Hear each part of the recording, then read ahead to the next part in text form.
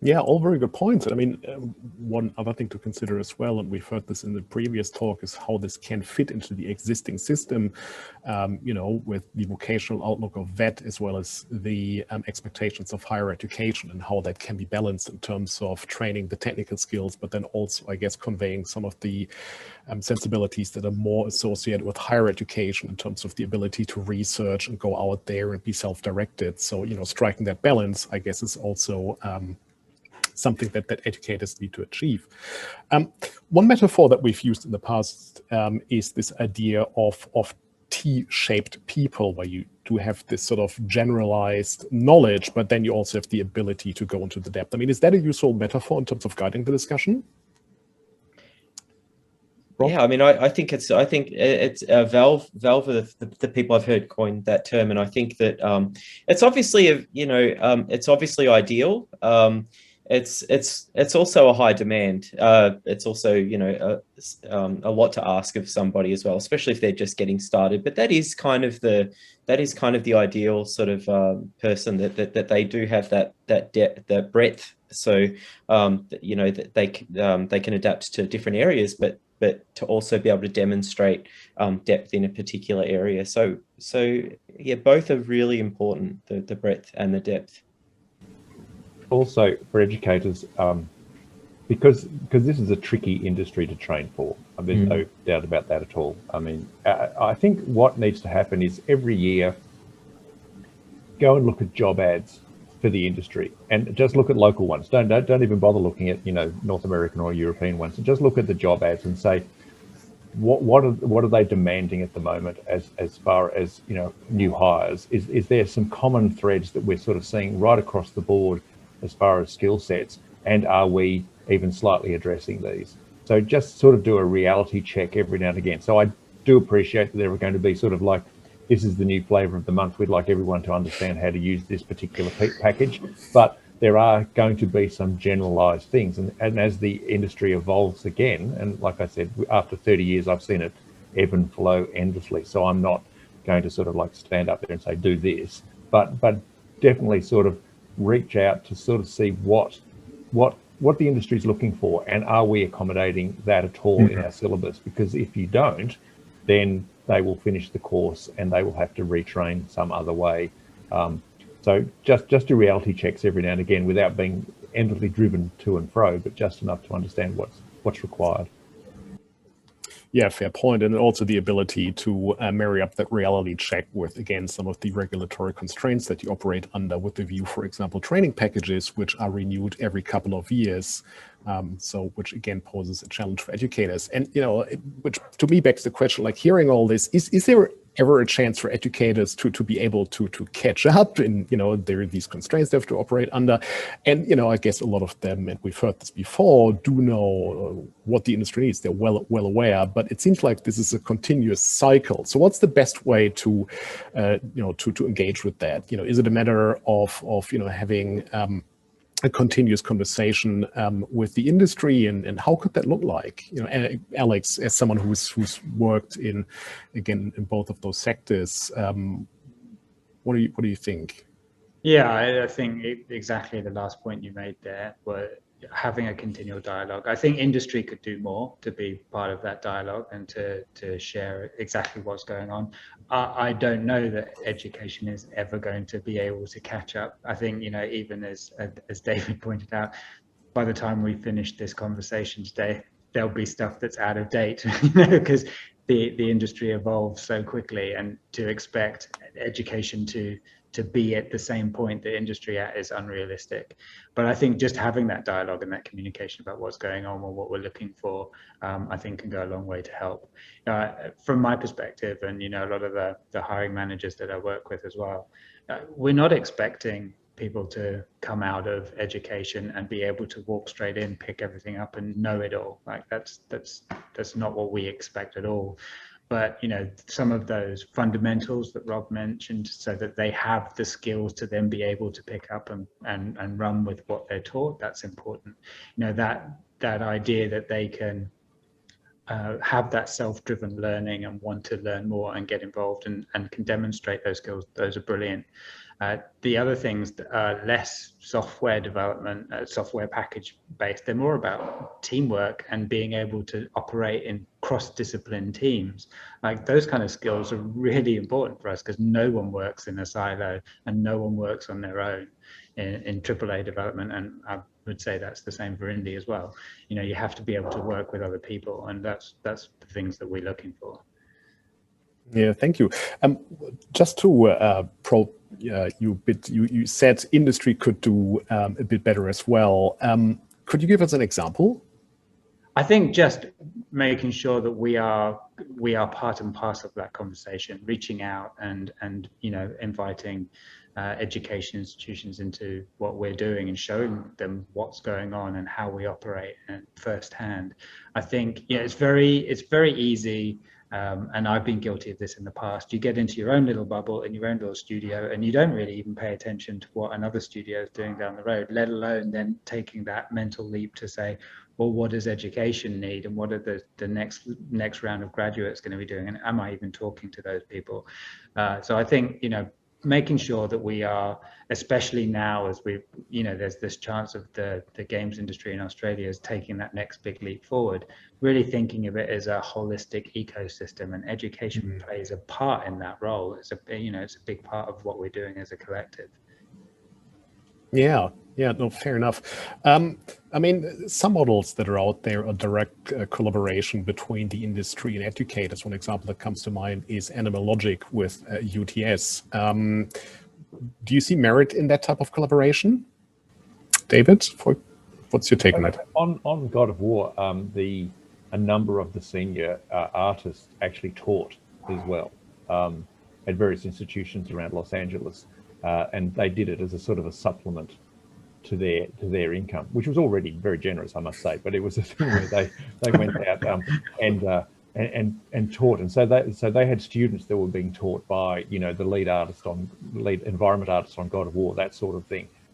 So that's really good. It's sort of to do with bandwidth, and at the moment it's a tricky balance. It's how much time, as studios get larger projects, which they're sort of like just trying to get done, how much bandwidth they will spend doing this other stuff. So it's way more mature, I would say, in the States than it is here. But that's definitely a thing where if you have, you know, guest lecturers or whatever that actually come from studios that can sort of say, you know, these are the things that we're sort of looking at the moment. These are the things that are important. I think that grounds it in a really, really useful way. So, for example, one of the more junior artists on God of War, who was one of the environment artists, but was a very, very good rock builder. So he did lots and lots of rocks and built them for caves, did that sort of stuff. He went out there and did specialization sessions on rocks. And so the students sort of said, you know, these are the best rocks in the business, by the way. This is how I do them. And you know, those students knew how to do it. So, but it's once again, it's a balance. So, yeah.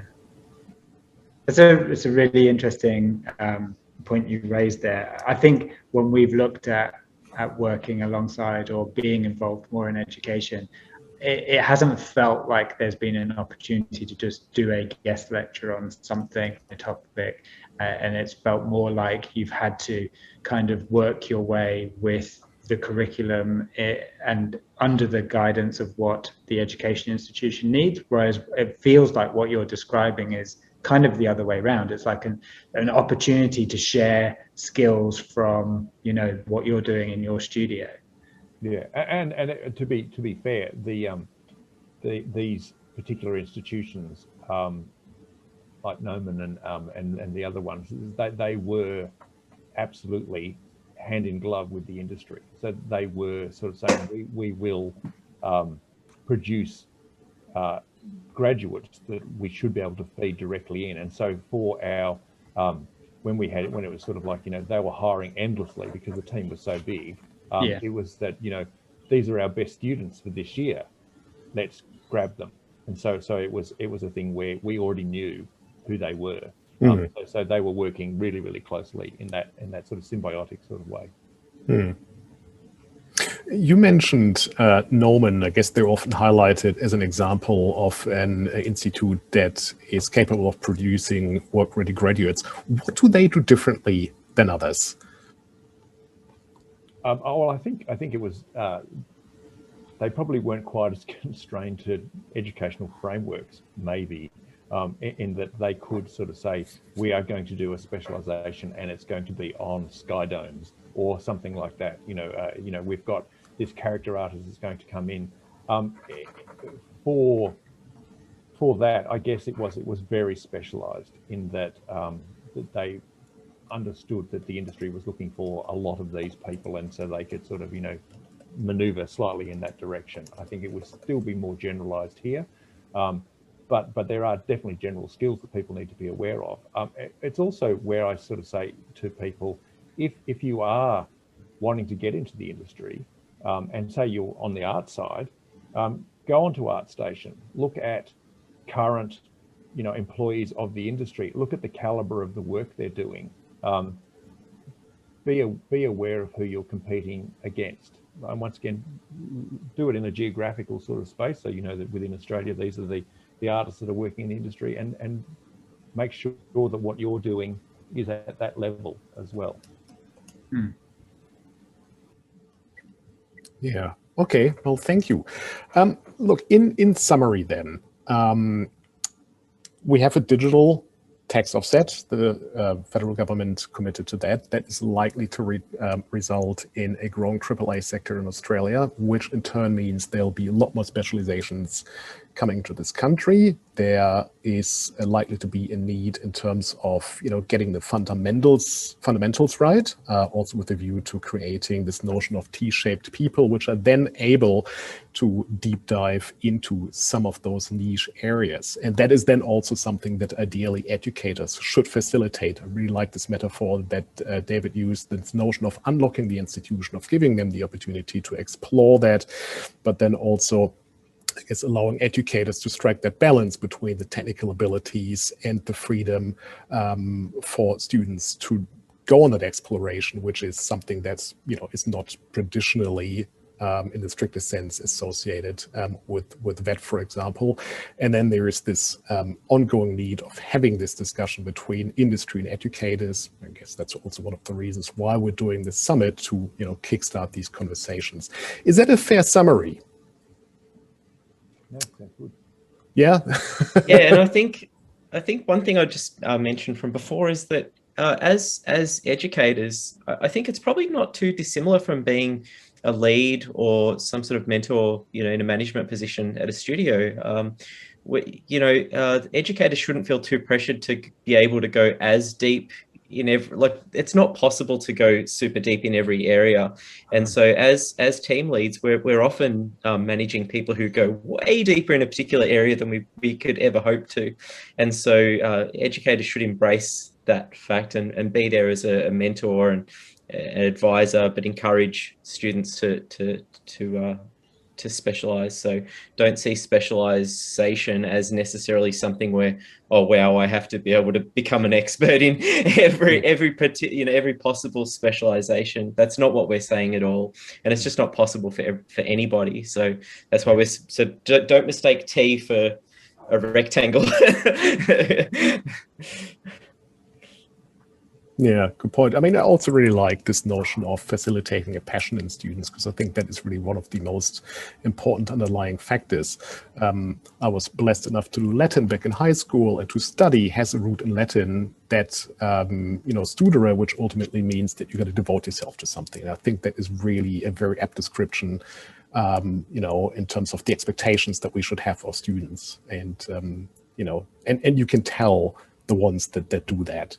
So, I think it's worth reminding ourselves of that as well. Look, I think we're sort of coming to the tail end of this conversation. Unless you have any further comments, I think this is a good opportunity to open up the floor for questions. Is there anything else that you wanted to bring across? Because if that's not the case, I would very much like to thank you for making yourself available, and we'll now move over to the question part. So thank you very much, David, Alex, and Rob. Thank you. Thanks.